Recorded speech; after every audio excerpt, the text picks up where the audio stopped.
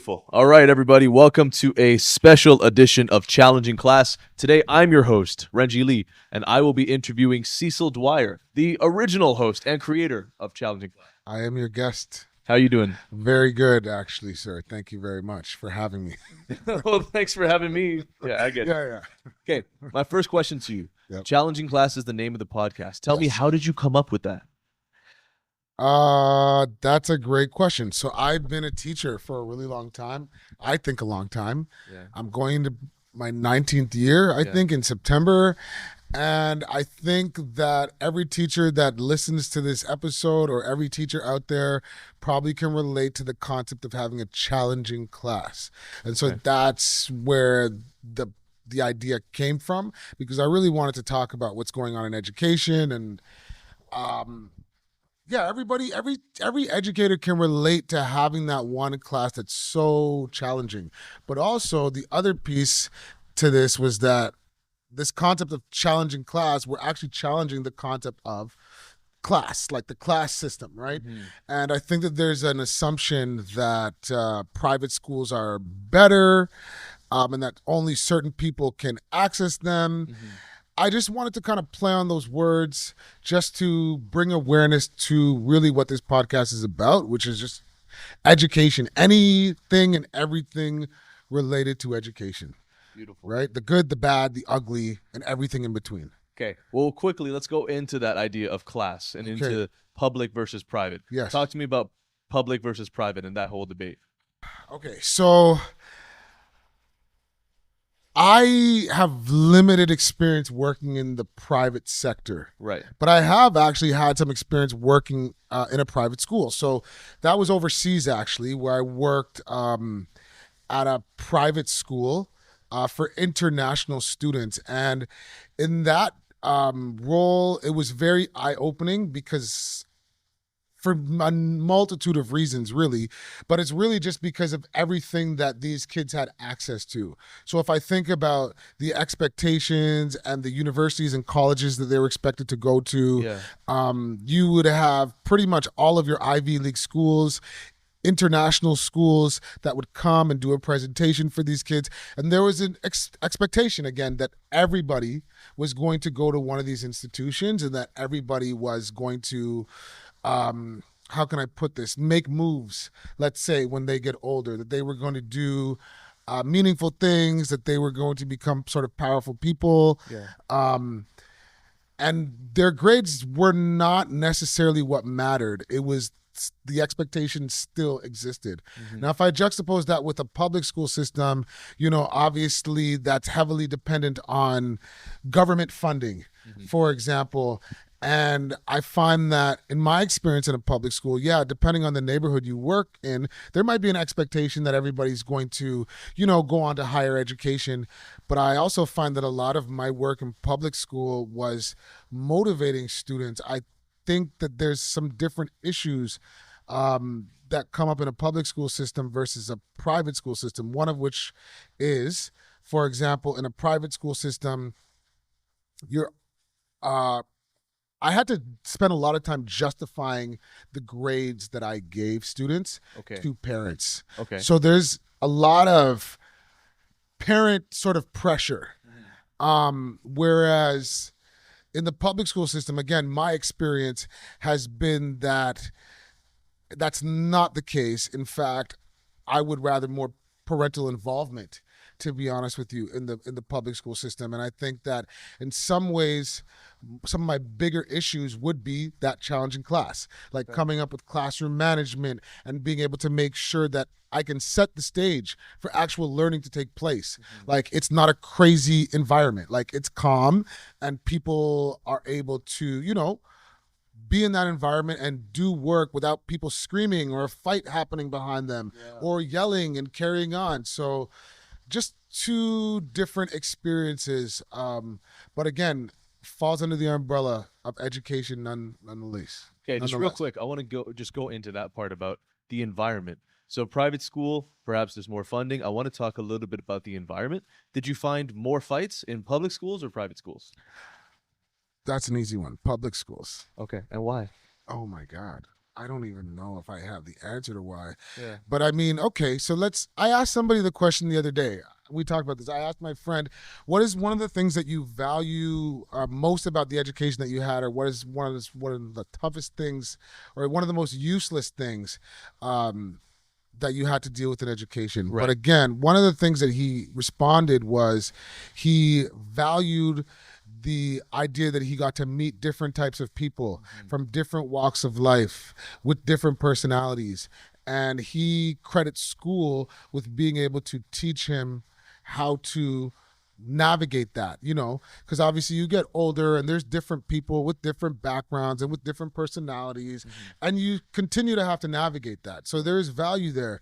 However, I think that when you're a kid, in the public school system, yeah, the good thing is, yes, I'm around all these different people, but then obviously there's conflicts. So people have to navigate that. So I find that in a public school system, yes, there's many people from different walks of life, but then that lends itself to a lot of miscommunication, disagreements, different perspectives and beliefs, and just simply people not liking each other, to be frank. And so that then becomes an issue because, I would say that in my experience in the public school system, I have had to break up so many fights that I cannot count.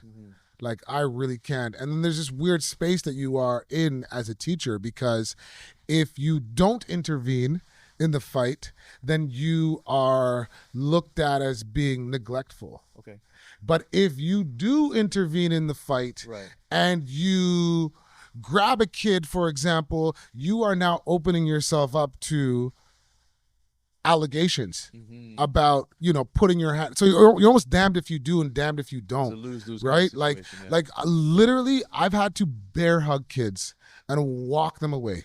And that kid could technically have turned around and gone and said, this guy grabbed me in a way that I didn't like, and I could have been sent home, right? So I'm constantly like having to make that decision. It's just making me think of like one example where I had a student, probably like my 5th or 6th year teaching, and he was a challenge. Okay, this guy was what we call an education oppositional.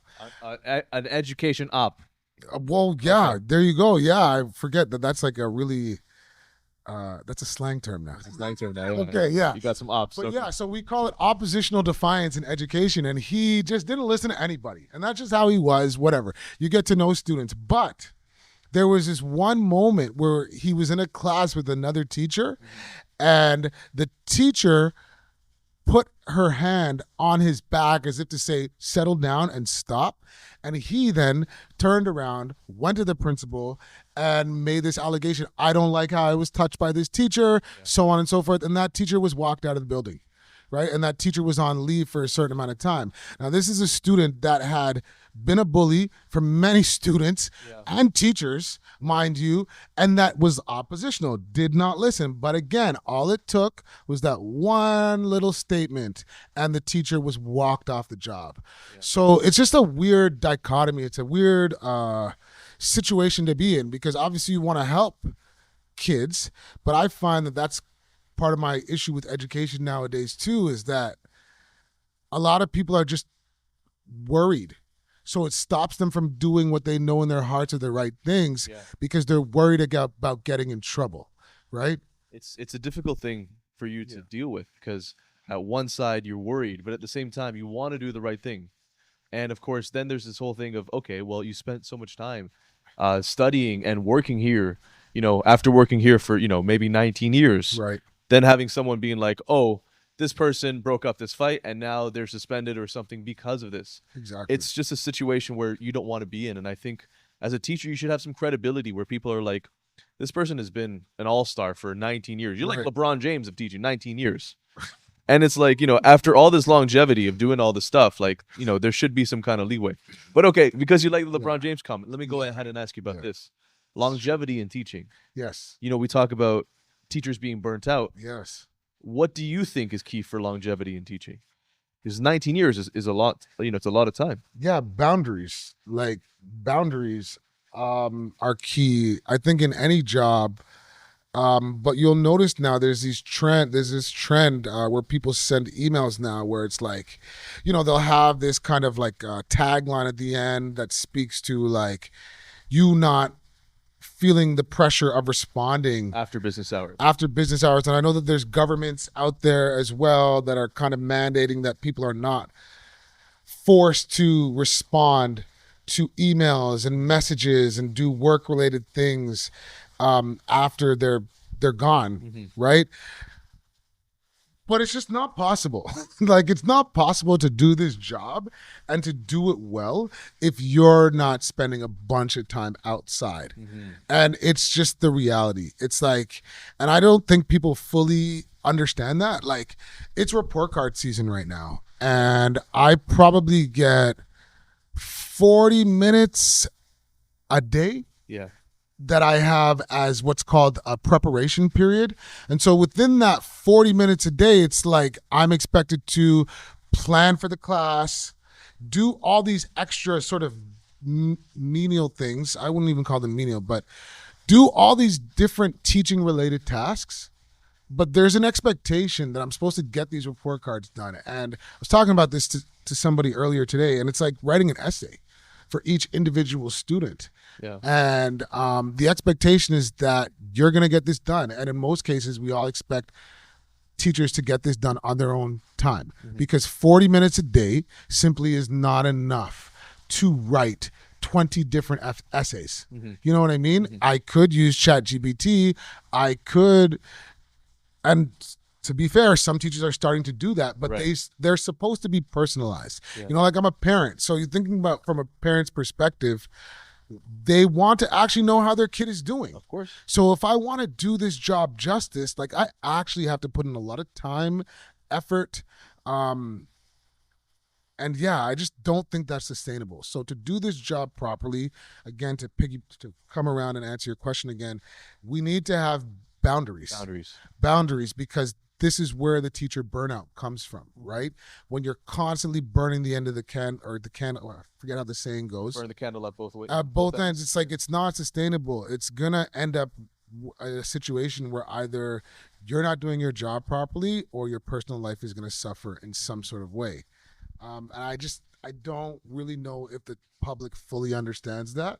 Like, I think the pandemic gave us a glimpse into what that's like for teachers. And like for a minute there, people were saying, oh my God, pay these people millions of dollars. Like, I can't even handle it with one or two of my kids at home. Yeah. Try imagining that with a class of 40 and they have to learn something. And I kind of want to touch about that 40 number because, I've been living in this city for over 20 years, maybe 25 years. And from what I've seen, they build a lot of new vape shops, but there aren't many schools. But I know the city's population has almost doubled.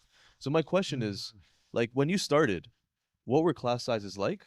And what are they bigger now? Or like, where are all these kids going to school?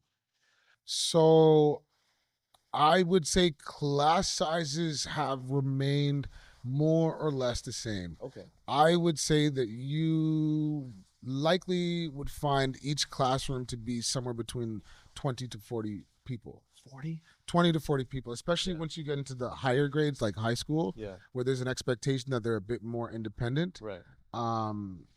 Yeah, and I know that in our board, our system is such that when you're primary, so when you're grade 3 or younger, they try to cap the class sizes at 20, I believe. So that's a thing. But again, like, I think for people to understand, like, even 20, which is at the low end, is still like a lot of personalities to have to like navigate and deal with. And again, this is not babysitting. Like, we're teaching. So these kids have to learn something, right? And it can just be a bit challenging. And I think that, like I said earlier, the public just expects that we do this.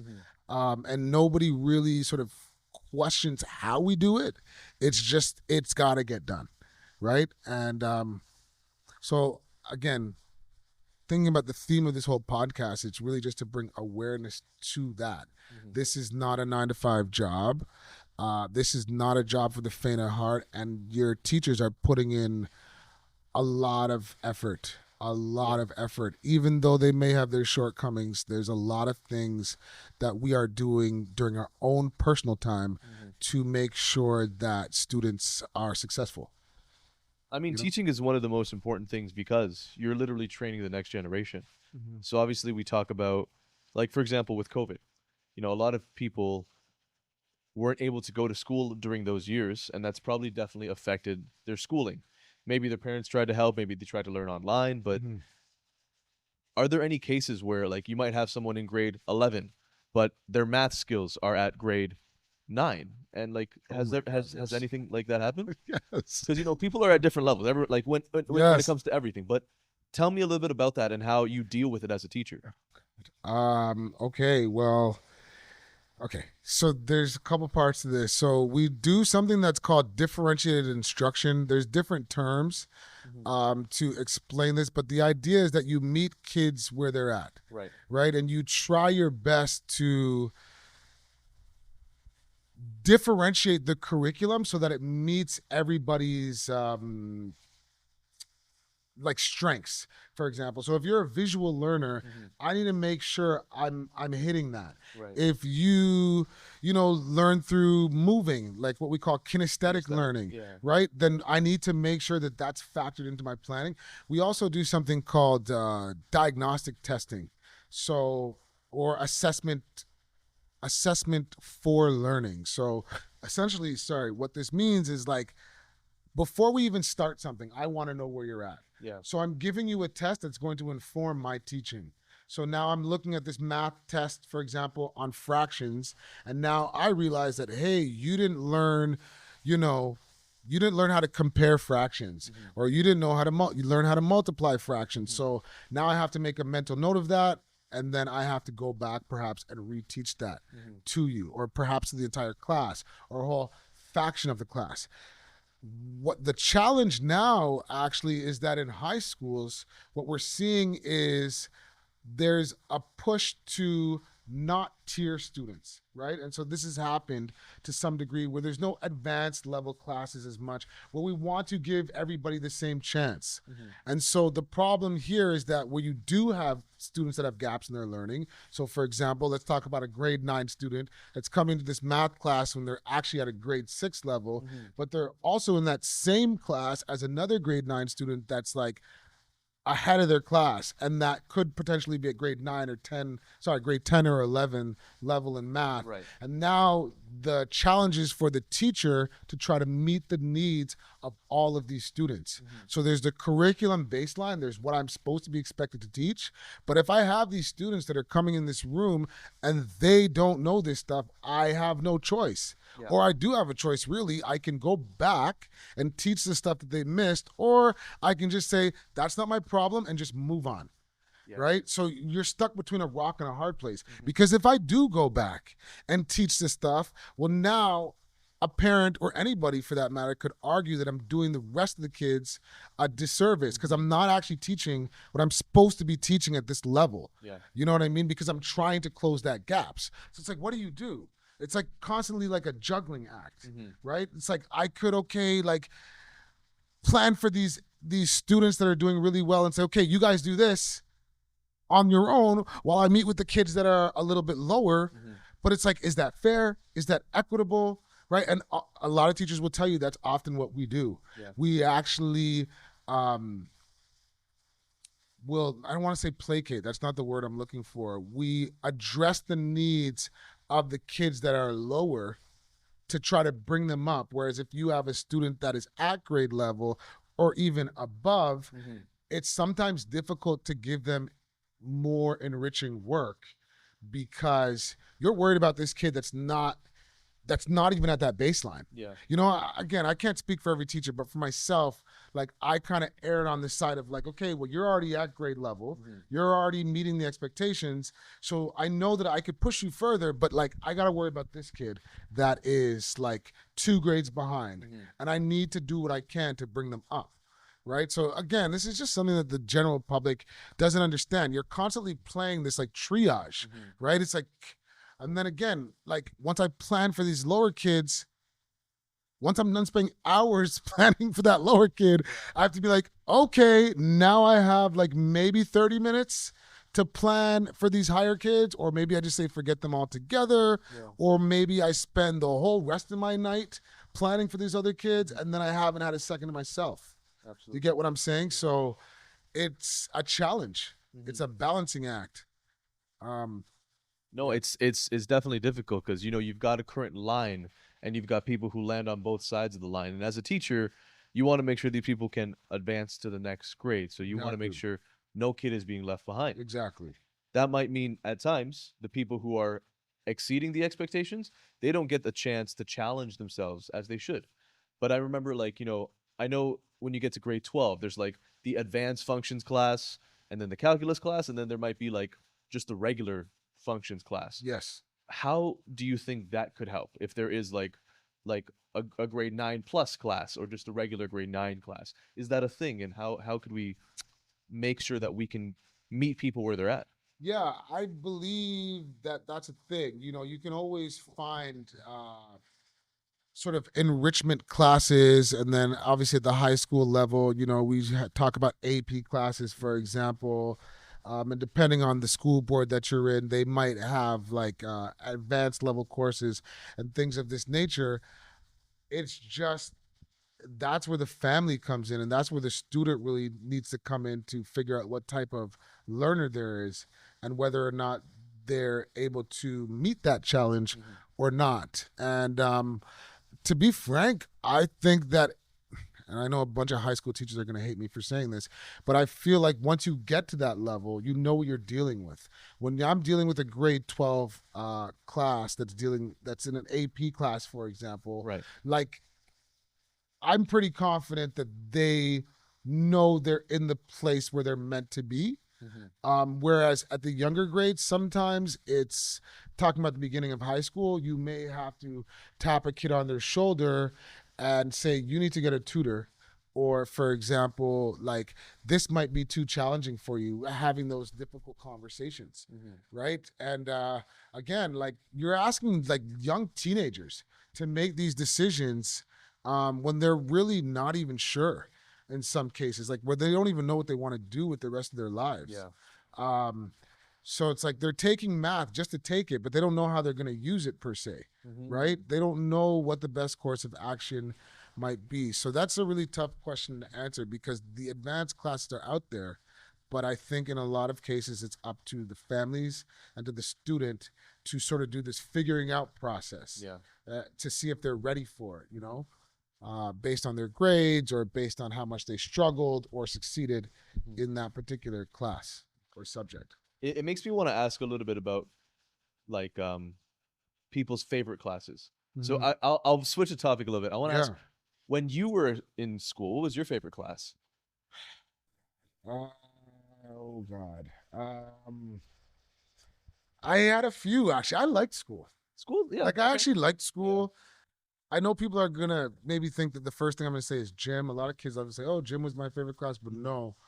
One of my favorite classes was actually English because we got to talk, and at some stage I realized I was a good writer. So I liked that. Another class that I actually quite enjoyed, and they don't do this as much anymore. We we called it family studies, and we called it design and technology. Okay. So you would like go back and forth for like half a year. So family studies would be literally how to like be an adult. Oh, okay. Like, do you know what I mean? Like Now, how is to it parenting class or is it? no, not a parenting class per se, but we would learn like basics of like cooking, the basics Okay. of cooking. We would learn how to do laundry. We learned how to sew. Wow. Like this was like, and I know this is like for a lot of people watching this now, probably like, what the heck? Because these things don't happen as much anymore. Yeah. And design and tech was like essentially that, like using woodworking tools, Right. using drills and saws and various, you know, machinery to create something and build something. You know, like I remember making a spice rack and bringing it home for my mom, Yeah, yeah. or like things of that nature. And those were really fun because they were hands on and they were real. Real Like, life do you know what I application. mean? Like I could clearly make the connection between like, hey, I just made something Mhm. and I can give it to somebody, or yeah, I see my mom cooking every day. Mhm. Like now I can cook a meal, right? Yeah. So I thought those subjects were really good. Yeah, I really Yeah. enjoyed those subjects and the English piece because I just whatever I got good marks. Yeah. Yeah. So that's the other piece. Whenever kids see success in things, I think they start, having a positive connotation with it. Absolutely. You Just know, kind of so like building good habits. But I want to ask, like, when it comes to these people, let's yeah. say I was able to design that spice rack. I bring it home to my mom. I can Mhm. see the benefit and the beauty of that. Mhm. Then there are classes that are very theory based. So I Yes. want to talk to you about theory versus practical. Okay. Like obviously there are benefits of both, but where do you think a good balance should be? Let's say at the high school level. Yeah. Well, here's the thing. I'm a big component, or a big proponent rather, of what we call experiential learning. And I think that there is a huge disconnect sometimes with the stuff that we learn Mm-hmm. in schools because yeah, sometimes it's very much theory based, and they you don't get the hands-on experience. Right. Like I think that what people used to tell me is college is for more like hands-on, and University is university for is for more like studying and theory. yeah. And the whole concept of that is so foolish to me. Like the whole like the idea of sitting for hours and hours and hours and end in front of a desk at a chair and talking a lot about the theory Mm-hmm. and not actually like the doing. There's a disconnect there completely. Like again, thinking about becoming a teacher, my best experience, I know you're talking about maybe like earlier years, like elementary and stuff like that, Right. but thinking about becoming a teacher, like my best experience was actually being on the job teaching, Yeah. because I figured, you know what I mean? And there was a proponent of that, or a component of that in our course where, you had to be on the field actually teaching. Right. And so I had to go through those nerves of being in front of a group of people. Like Mhm. we could talk about the concept of education for days and days, but like Right. at some point I have to actually like be there doing it, Mhm. have that kid talk back to me, or have that kid not be engaged to then start to problem solve. Right. Do you see what I mean? And it's like we don't put enough emphasis on that, and I think that um, we're doing a disservice a lot of our students Mhm. because everything is so abstract to them. Like another thing that comes to mind is this concept of an engineer. Like when do you do engineering? You do it in university. Yeah. But like what, like how are we really teaching kids about engineering before that so that they can make um an educated or informed decision about whether that's something for them? And you think about like engineering and how many different types of engineering there are, right? Like I just feel like we don't do a good enough job of like actually showing kids, teenagers, what this job would entail. Do you know what I I mean? do, because like Like a in lot the of real people, world. how many people do you know as a teacher who they've gone to school Yeah. and then they'll say, "Oh, I went and I was doing this for a year or two and I realized this isn't what I want to do," and then they switch careers. That's literally my story. But it takes a while. And Yeah. if that's your story, I recently turned 30.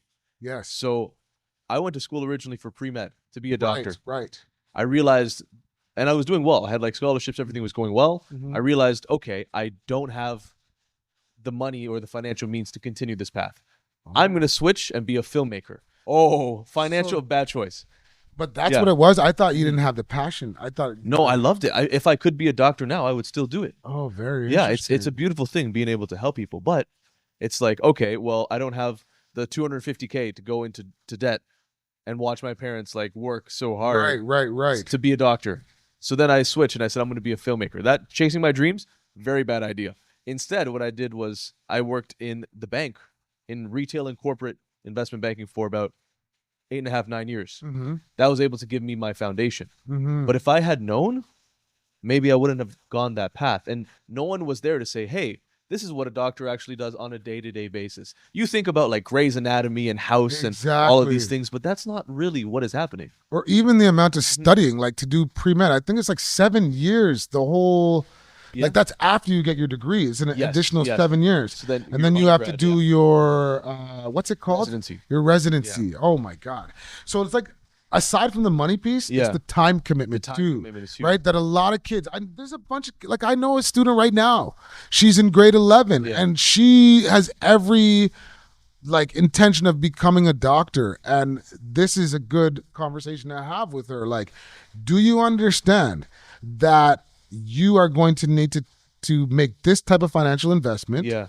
and in addition to that, this time investment is going to be made. So when you are like, you're going to graduate when you're like 35, Yeah. let's say, Yeah. just as long as you know that going in, Right. and you still want to do it, okay, fine, go ahead and do it. But I just don't think that we do a good enough job of really making that clear. And then to add to what you said, like, what is the day-to-day? What does that entail? They don't know. Right? Because maybe they want to be teachers because they want to help and educate people. They don't know that you're, at No. night writing report cards. They don't see They it. don't see everything else. And I don't think see it would be great if there was like, before there was the idea of take your kids to work day, Yeah. there should be like take your work to school day and have all the people explain, like, here's how I got here. Here's how many years this path might have taken me. Because how many people are like, okay, I want to do this. Then a few years in, they're 2-3 years in, they're like, I want to switch paths. How many 2 or 3 years do we have in our lives? To switch Especially when you think about the age that people are making these decisions. Right. Like, I remember, honestly, I remember being in my last year of high school, and I remember walking with a friend, like we're like on our way traveling home, and he says to me, so what are you going to do after this year? Yeah. And I was like, I don't know. He's like, really? He's like, why don't you go to like college or university? Literally, that was a conversation right there. But and I was like, why is maybe it I your, should do why is that. it your friend and not like, someone else, like the guy? Right, no, like, we have yeah, entities out there. Right. But I'm just saying, like, when you're that age, like, there's other things that are in your mind. You're thinking about the parties. You're thinking about, the girls, or you're thinking about just this and that, like just kid stuff, right? It's true. You're thinking about like your image and all this stuff. And like, yeah, a bit of you is thinking about like what's going to happen after I graduate. Right. But that's like secondary to like a lot of other stuff. Right. People are like the height of puberty at this point, right? So it's like, that's like, yeah, that's important. And like maybe you have good parents and they're like on your back about it and that kind of stuff.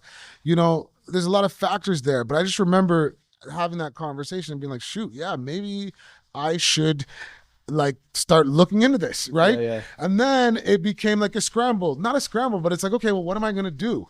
And so I decided, okay, I want to be an editor. Going back to the English thing. Okay. I like English. So I'm going to be an editor. I'm going to translate because I learned French as well. So I was like, I'll be a translator and I'll be an editor. And I was like, I could work anywhere in the world. I don't have to be tied down to any one place. I can do this from anywhere in the world, right? And it's all like freelance work. Love the concept and the idea of it. Yeah. Okay, well, let's fast forward to my first year of university. Yeah. And I'm like, somebody kill me now. Because this is the most boring stuff ever. I'm just sitting and I'm looking at these papers all day. Yeah. And I'm just basically just like grading somebody's bad grammar. Like I can't do, like, this is so boring. Yeah. Or like changing something from English to French, French to English. And because I wasn't engaged and invested in that, like my marks weren't that good. I was getting like B minuses would be nice to say. I was getting around C's.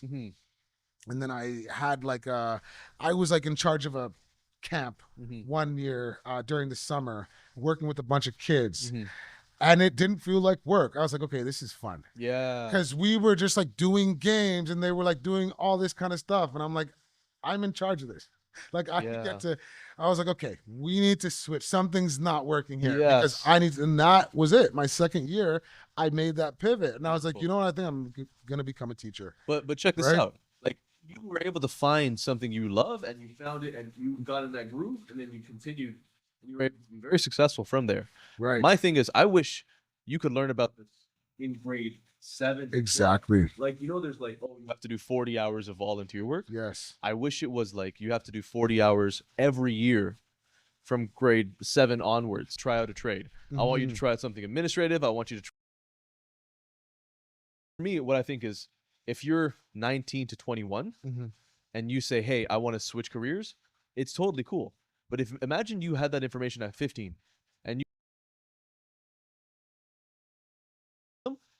this fourth one is really speaking to me. Then you could say, you know what? In grade 11 and 12, I know the classes I want to take. I know earlier because a lot of people in grade 12, they get to college and they make money. And sorry, they're spending money. They're spending money on Mhm. OSAP, on living. By year 1 and 2, I still have friends who are like, Still don't know what to do. what is that No, about? no, but let's just actually add to that. Okay. How many people right now, Yeah. that are listening to this, Talk to them. are sitting Yeah. and are getting ready to go to work or are going to go to work after this weekend or whatever the case may be in a job that they absolutely hate Yeah. and wish exactly like what you're saying, that they could Right. rewind 5 to 10 years Yeah. and make a different decision. Mhm. But like life has set in now. Maybe Yes. you have kids.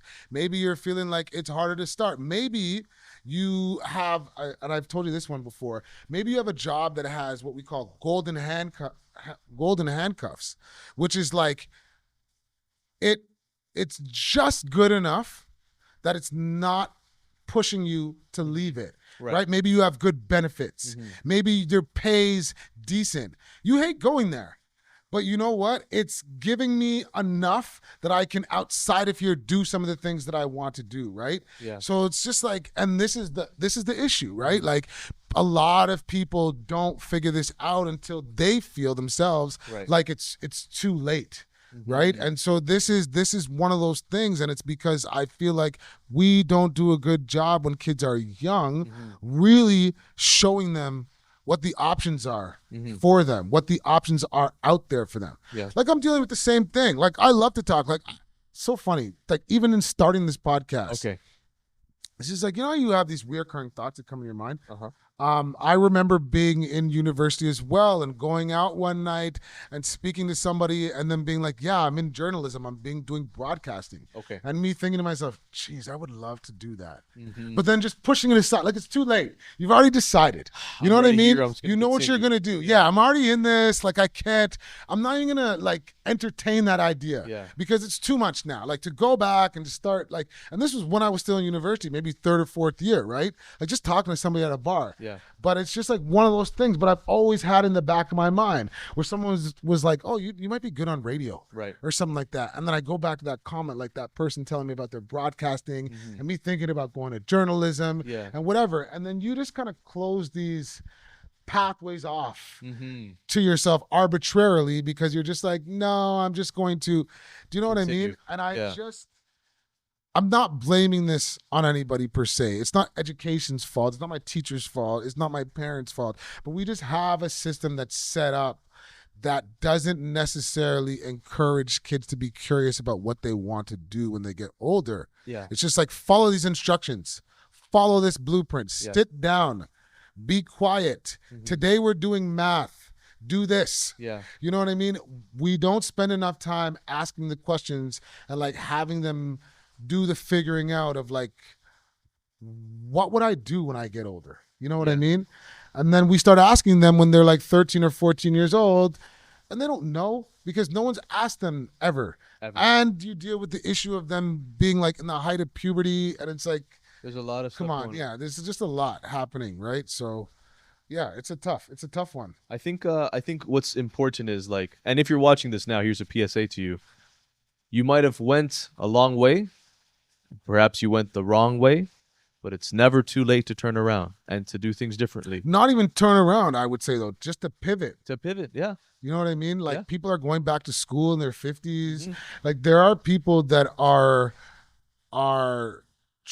trying to go back and do things that they know give them joy. You know what I mean? And like I always have to go back to this stuff. You know, people say if you do something you love, you'll never work a day in your life. Right. But somehow down the line, we start having these responsibilities and whatnot, and we start convincing ourselves, no, I can't do that. There's too much on the line, or there's this fear that I don't want to take this plunge because things are just safe right now, or what will other people say? Yeah. You know what I mean?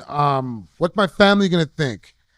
So there's just a lot of issues there, but it's just like, you know, again, like I took this plunge, you took this plunge to some degree, and there's people all over the place that are making these quote unquote pivots, and I think that we're in a day and age now where you're seeing all these businesses start up. The infrastructure is there, especially thinking about the pandemic. People are starting to recognize that maybe they won't make as much money at first, but but they're balancing this concept of like making the money versus like their mental health. Absolutely. Doing something that like actually doesn't drive them crazy. Yeah, Not even something that brings them joy, but something that doesn't drive them crazy. Going to this place every day. If that's what it takes for us to say that's success, But it's a step in the right direction. exactly. And I want to ask now about this whole idea of like going to school, because I'll give you an example. Let's say someone goes to school for filming. They spend 3 to 4 years studying the theory of film, Right. but then you've had someone else who says, I can't afford film school. I'm just going to go and intern and be what we call a production assistant and work their way up. So my question to you is, let's say 5 or 10 years down the line, like sometimes the person who didn't go to school might be further in their career in that field than somebody who did go to school. Why do you think that could be? Yeah, I think nowadays that's the case because experience is everything. You know, like I don't think, and I don't know, people might disagree with me, but I don't think the credentials hold as much weight anymore. Knowing that I can go onto YouTube, and they're like, even universities offer like free classes. The Google certificates. You know what I mean? Yeah. So there's like, no, literally, you can go like a Harvard and you can do free lectures. So, Mom, if you're watching, I'm going to go to Harvard. I love you. so the reality of the situation is like, yeah, you can have that piece of paper. I guess that helps you with credibility. But to be honest with you, it's like the eye test. Like, I'm going to give you an example. Oh my God, this is a funny one. Yeah. So like, it's not even that funny. Like so I tried to get a side job. Okay. And every teacher out here that's listening to me, you know exactly what I'm talking about. Every single one of us has a side job or a side job that's in progress or more than one side gig. And one of my side gigs was, I was like, you know what? I'm going to go back and I'm going to try to go back to the restaurant industry to supplement my income a little bit. Right. I am going to go back to serving. I actually worked in a kitchen for a really long time. I did the serving for a little bit. I wasn't particularly good at it, but I know that there's money to be made. Right. So I was like, okay, this was fairly recently too. Let me go back and just do some serving on the side. Yeah. Okay. So I get a job, give my resume, do the whole thing. And I didn't make it past the trial period. Okay. So in the restaurant industry, you basically have like 3, maybe 4 shifts. You know, they come and they look at you like you don't get paid. You might get tipped out, whatever, right? Or you actually do get paid, but you don't necessarily get tipped out. Right. But there are certain look-fors. And I have a couple good friends that have been in the restaurant industry for a while. And they're like, yeah, whenever there's somebody new, we stand around and we watch them. And one of the first look-fors they do is how you hold the tray. And I was so nervous about spilling the drinks. Like what I don't want to do is spill everything everywhere on top of, clients or whatever, or just right. So the first thing they look at when you're training or when you're trying to get this job is how do you hold the tray? And apparently, unbeknownst to me, that was what completely took me out of the running. So do you take it off the table gingerly? Are you holding it with 2 hands? Yeah. Are you able to actually carry it with 1 hand? All of these things, right? And that's where the experience piece comes in. So I could have been like, oh yeah, I went to this hospitality school and I learned all this stuff about serving or whatever. But what does that really mean? If I come into the job and I don't know how to take an order, I'm hesitating, I'm stuttering, I don't know how to carry a tray. Like, do you see the difference? You know what I mean? That theory can only get me so far. Absolutely. Like at some point, like you have to be able to show that you can do the thing. Yeah. You know what I mean? And I think too many of our kids are in that situation where they're graduating from school and it's like, yeah, I'm supposed to know this. And then you're like on the job and you're feeling like an idiot because you actually don't know what to do. Yeah. And you spent 4 years and all kinds of money learning about this, and you're on the job and you don't know what to do. So Yeah. it's like, what just happened here? What did I spend the last 4 years doing? That's kind of a fail, and So- we want to set people up for success. Yeah. And it's like, how do you think people can get more experience? Because like I really think that people should have more chances to have like Yeah. some people had, what do you call it when you go co-op, like placements and Yes. internships. Placements. People should be able to internships, go and yes, try yes, stuff. You know yes. what I mean? Like, And Yeah. unfortunately, like, that's not like, I'm just thinking about my university yeah, and that translating and editing thing. Like, that's part of the reason why I signed on to doing that as my degree, was because they had an internship program that was attached to it. But even that was competitive. Not everybody in the program gets that, right? Like, you have to have the right grades. You have to be the person that talks to the professor and is like known. And I was getting the wrong grades and I was not talking to the professor. Yeah. So like, I wasn't going to get that internship. You know what I mean? So it's one of those things, but I do think that to some degree it should be almost like mandatory. Like, you can't say, like, my daughter's like, I don't like this food.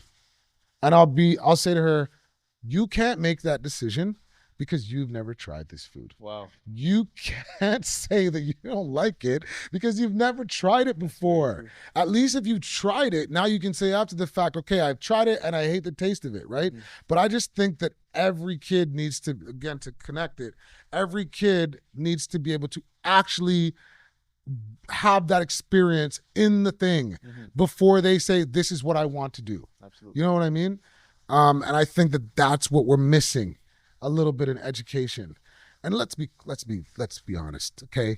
Like, the model that we have right now is a little bit factory-ish, right? We're not personalizing education for kids.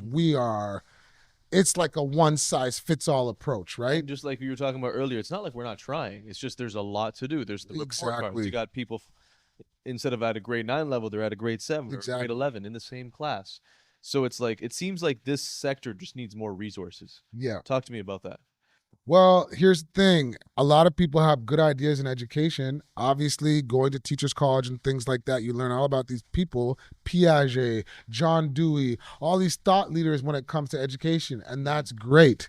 But we're in 2025. Right. And the problem is that from board to board, from government to government, there's different agendas, right? And probably my biggest concern, my biggest problem with education right now is that we seemingly can't talk freely about what's not working. Right. And I mentioned this to like a friend of mine not that long ago, and their response was, because somebody is, when you call these things out, maybe somebody's not going to make money as a result of it. Like, they just related it to capitalism in some way, and that's fine. And I'm sure there's something to be said about that. But it's like, if you're working in an industry that literally is supposed to be supporting people and helping people reach their potential, and you can't talk freely about what's not working, there's a huge disconnect there.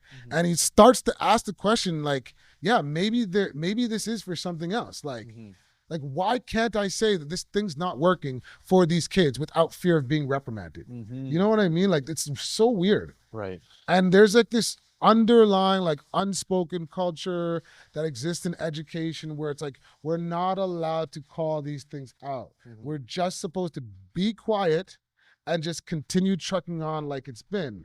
But it's like, we're fighting with these kids over technology and the addiction to social media and all these things. And it's like, why? Like, I never signed up to do that. Like, that's not my job here. That's not my role, right? So it's like, I'm just supposed to be quiet about that. I'm not supposed to say anything about it. I'm just supposed to put my head down and teach. Even if I have kids, you know, cussing me out or just being super disrespectful or vaping in the bathrooms or doing what else. It's like, just figure it out. Just teach. But it's not just teaching. Yeah. Right? Like we're being left to figure out things that it's just not fair. And that's another thing that's impacting, the mental health of the educators that are out there, right? Like it's not just teaching. Unfortunately, guys, it's not just teaching anymore. And we need people to start recognizing that and to start actually caring enough that we start making meaningful change Right. as it relates to education. I mean, I think three topics that come up to mind for me are learning about AI, learning about how to create business, and like taxes. Like those are three things that people really should learn about. I would say you're on track with that. I would also add to that, just again, to piggyback off the taxes thing, would be the financial literacy piece. Right. But again, there are people out there that will argue that that's not to certain entities' benefits for us to be financially literate, right? Like for us to know about debt, for us to understand about interest rates. Right. There's a lot of people that would argue that that is being done on purpose. The fact that that's not part of our curriculum, like that's not an intrinsic part of our curriculum, a lot of people will argue that there's a reason for that. Right? Because you think like these are basic adulting things. Yes. Like these are things we know that the kids need to be able to do. Right? Like you could get somebody to do your taxes, but you could also do them yourself. Right? And this idea of like creating a budget and being financially literate and not being in debt, like you would think that would be like one of the main things that we would want to teach kids. Yes. But it's actually an afterthought. And you start having to ask the question, like, why? Like, again, my buddy the other day, what's the most useless thing you learned? Pythagorean theorem. Right. Why does he know the Pythagorean theorem and he doesn't know how to do a budget? Or no, better yet, I don't even know if he knows how to do a budget or not, but why was he taught the Pythagorean theorem but wasn't taught how to budget? Good question. Yeah. Like, I mean, you ask anybody walking down the street, which one's going to be more beneficial in my lifetime? And we already know what the answer is going to be. So it's just very curious that we do things in certain ways. And then like when you question them, somebody's going to give you some BS answer, or maybe some answer that's rooted in conspiracy theories. But these are realistic questions we need to start asking. Let me ask you this: do you think we should have a class on common sense? Because these days I'm seeing some uncommon amount of sense. Oh my God, this is one of my quotes that I live by. Common sense is not always common. Okay. You think there should be like a class on common sense? A logic class? Because some in philosophy they have a logic class. But why is it that you have to wait till you're 18? A class in the philosophy of ethics. Okay. Which is kind of similar. Yeah. To what you're talking about. But yeah, it's a thing. Like I remember getting mad at a student just the other day, because she's got the attitude going on, and it's like I greet every student at the door. Yeah. And I'll give them a fist bump or a high five or whatever. Yeah. But her whole thing is like, I'm always in a bad mood or whatever. Like, I shouldn't say it like that. Like, she's just a teenager, and sometimes they're grumpy and they're moody, and I don't actually know what's going on, if there's something at home or whatever.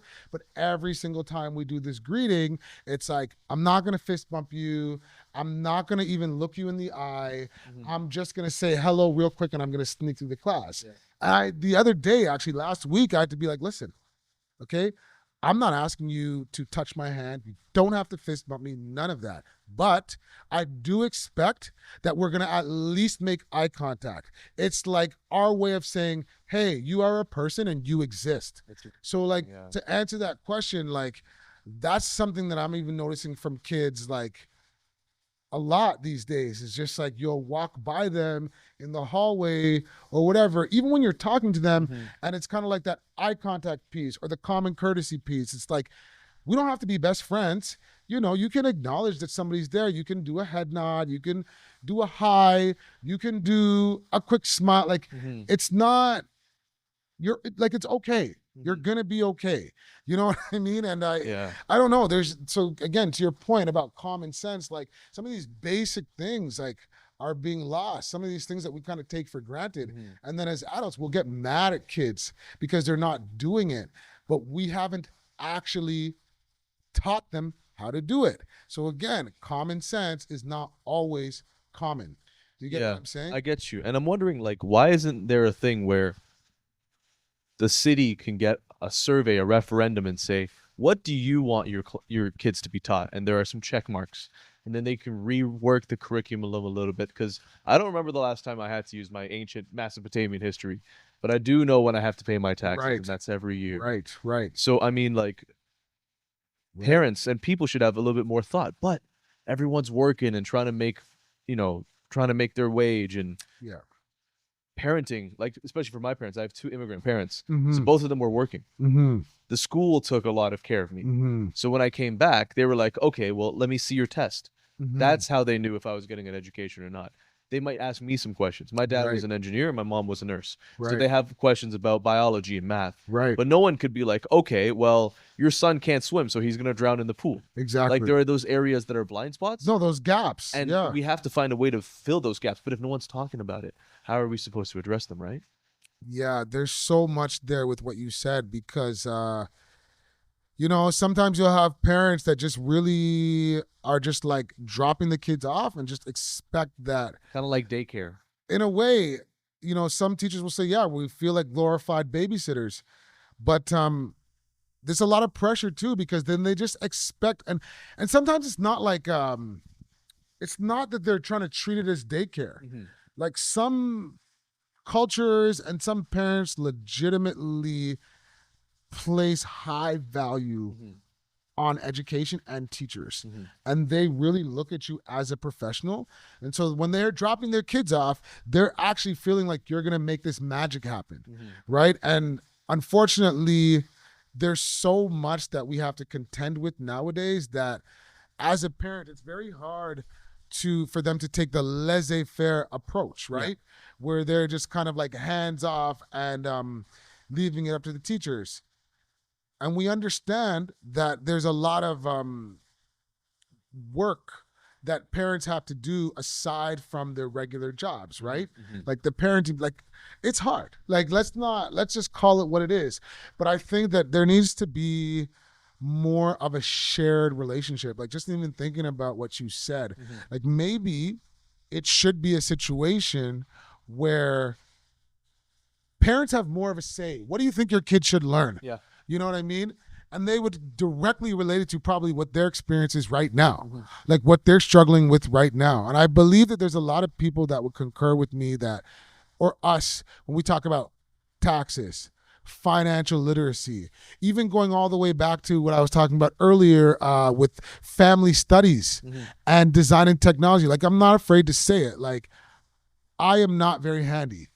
You know what I mean? And I wish I was. Man, like, I actually wish I was. And I know two of my that tires popped. Right? And I have never been taught how to change a tire. No, CAA. I got CAA. Or AAA, whatever you want to call it. Yeah. AAA, yeah. Yeah, AAA, yeah. That's the thing, which is like, why has no one ever shown us this? Okay, I want to wrap up with some questions here, but my first question to you is, what was one of the most valuable things that you learned in school? Oh, God. That's a great question. I ask this to people and I don't know myself. We just started, so yeah, take it easy on yourself. Yeah.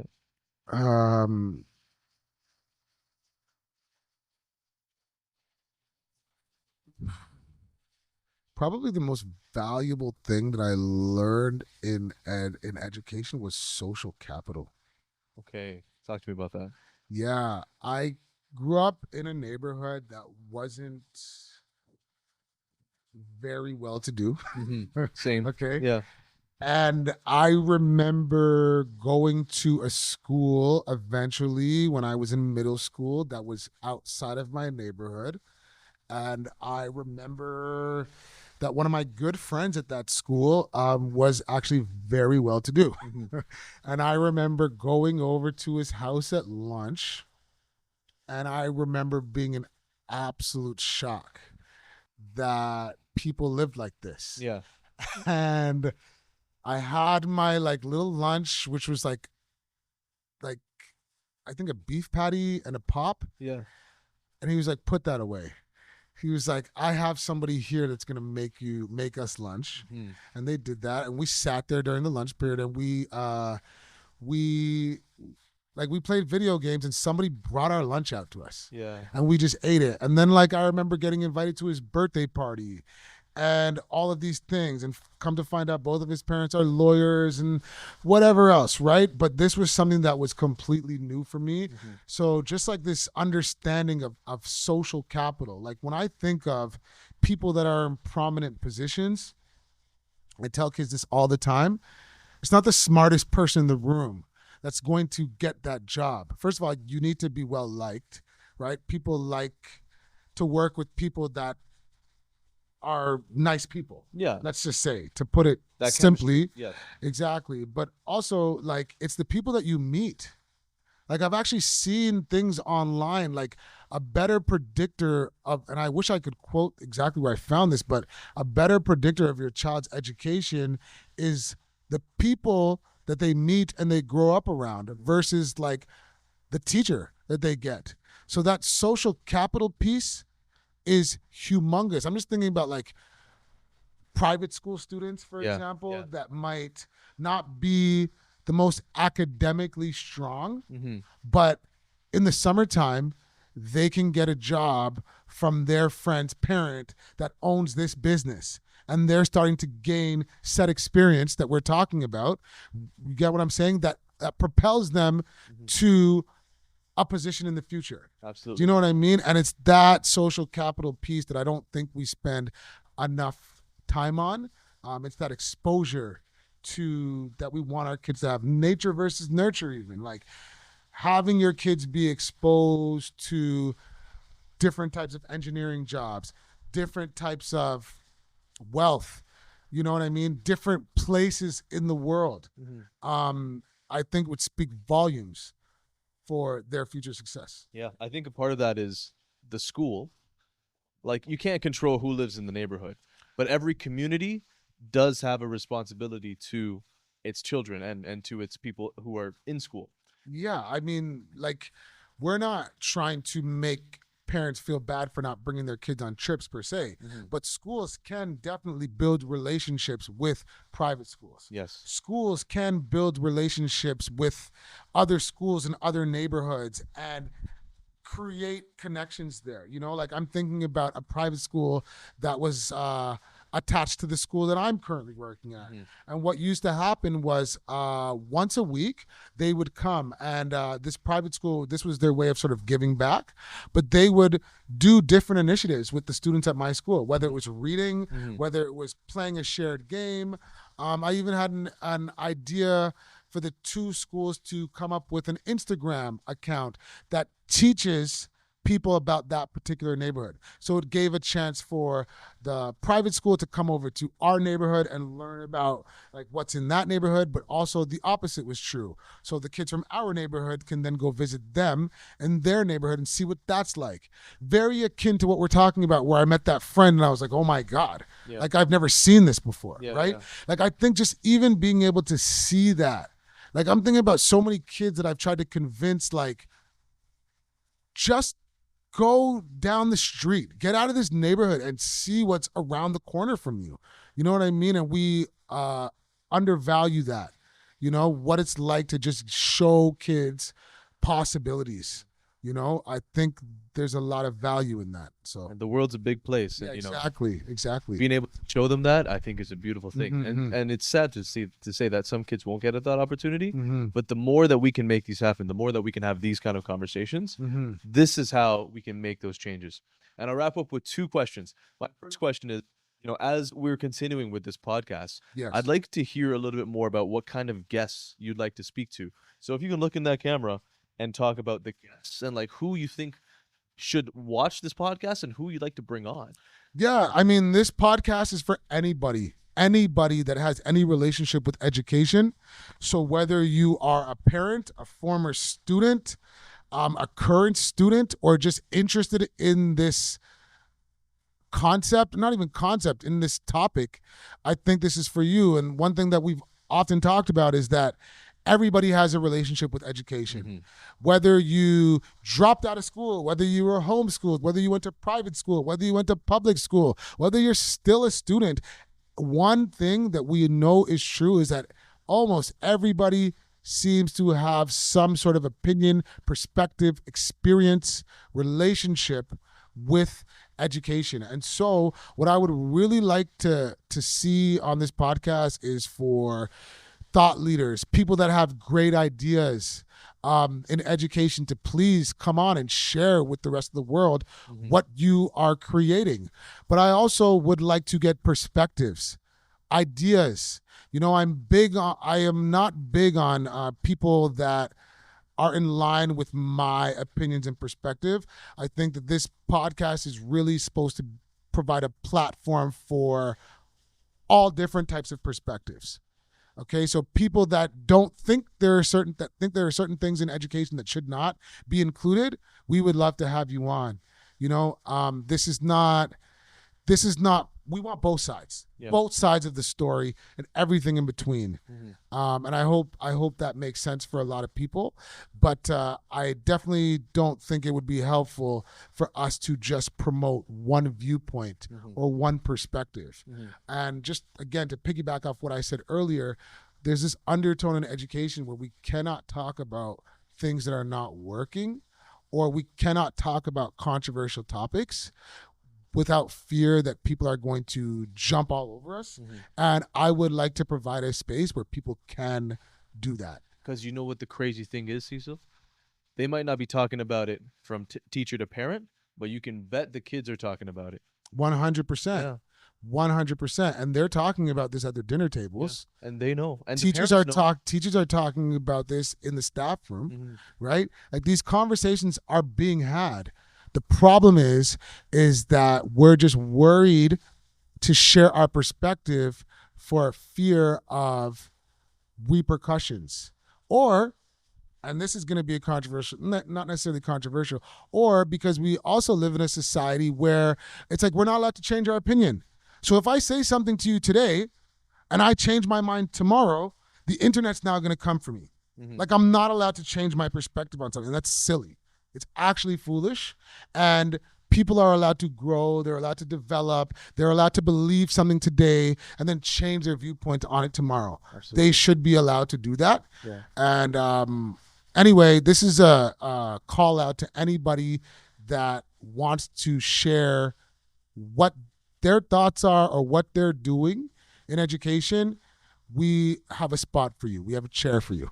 Okay. challengingclasspodcast@gmail.com. That is correct. And finally, what do you plan to do in the summer? Because you know it's going to be summertime, and you know we're going to have a little bit of time off. I know teachers they could use that break, but what is that going to look like for you? How are you going to enjoy this? Okay, I'm going to sleep. I am going to get outside in the sun. I am going to do some planning for the upcoming year, unfortunately. That's okay. But yeah, I'm just going to enjoy. I'm going to try my best to enjoy myself and recuperate from the school year. And going into a new school year, I'm really, again, going back to what we talked about earlier, reassess my boundaries, right? Because it's a constant work-life balance juggling situation. And like, as a parent, I want to make sure that I have my priorities in check. And as much as I love my job, my kids are my priority. My health is my priority. So that comes first. But I hope that gives people an idea. And we definitely hope you enjoyed your summer, because, you know, there's a lot of stuff that you do for yourself, for the community, for your school, for your own kids as a father. And, you know, we as an audience, we definitely appreciate it. And we hope to see you with some more fulfilling podcasts right here on Challenging Class Podcast. Thank you for the questions, Renji. You did a great job of interviewing. Thank you. All right.